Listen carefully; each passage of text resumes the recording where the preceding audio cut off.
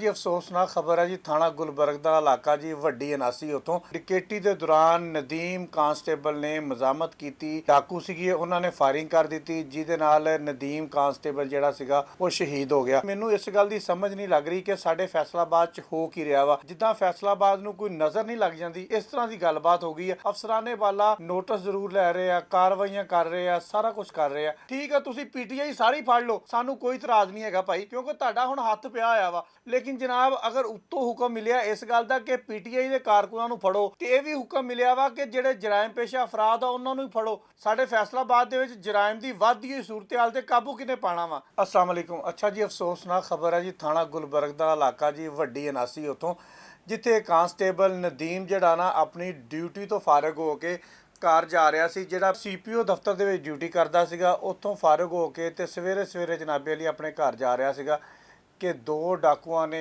Police एहलकार नूं घेर लिया। घेरन तो बाद जनाबे अली डकैती की। डकैती के दौरान नदीम कांस्टेबल ने मजामत की। ਜਿਹੜੇ डाकू ਸੀਗੇ ਉਹਨਾਂ ਨੇ फायरिंग कर दी जिहदे नाल नदीम कांस्टेबल ਜਿਹੜਾ ਸੀਗਾ वो शहीद हो गया। फौरी तौर पर सीपीओ फैसलाबाद डीआईजी कामरान आदल ने नोटिस लिया। आरपीओ फैसलाबाद डॉक्टर आबद ने नोटिस लिया। अफसराने बाला नूं मौके पर भेजा कि जाओ जाके शवायद इकट्ठे करो। शवायद भी इकट्ठे कर ले, सारा कुछ हो गया। लेकिन मैनू इस गल की समझ नहीं लग रही कि साडे फैसलाबाद च हो की रहा वा।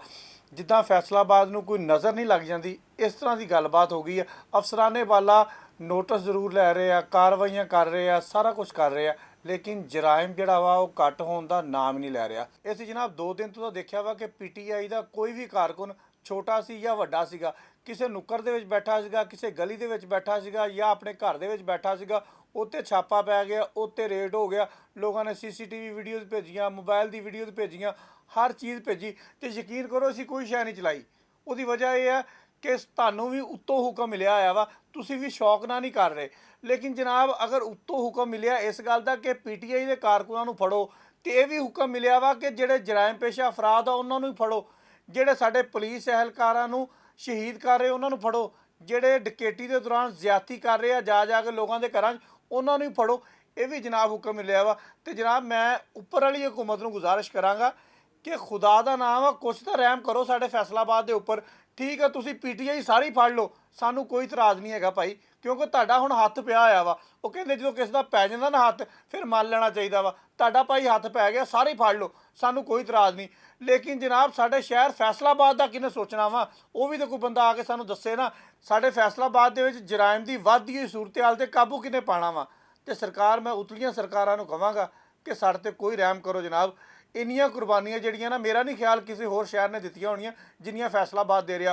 कदी जनाब डकैती की सूरत दे विच, कदी डकैती कतल की सूरत दे विच, कदी ज्यादती डकैती की सूरत दे विच, कदी किसी सूरत दे विच। क्या सिर्फ फैसलाबाद की पुलिस जिहड़े सियासी जमातां दे कारकुन आ इनू फड़न जोगी रह गई है? मैं तुहानूं इदां इदां दे थाणे दस सकदा वां जिੱਥੋਂ फड़ के छड्डदे रहे पैसे लै के, वो उत्तों उस टाइम लिस्टां नहीं आंदियां। जनाब मैं गुजारिश करांगा सीपीओ फैसलाबाद अगे, आरपीओ फैसलाबाद अगे कि जिस तरह तुसीं नोटिस लैके जिहड़ियां छापापाट टीमां बनाईयां वा इन्हां दे उपर पूरा पहरा देवो ताकि जिहड़े मुलजमान ने ये जल्दी गिरफ्तार हो सकन। बहुत शुक्रिया।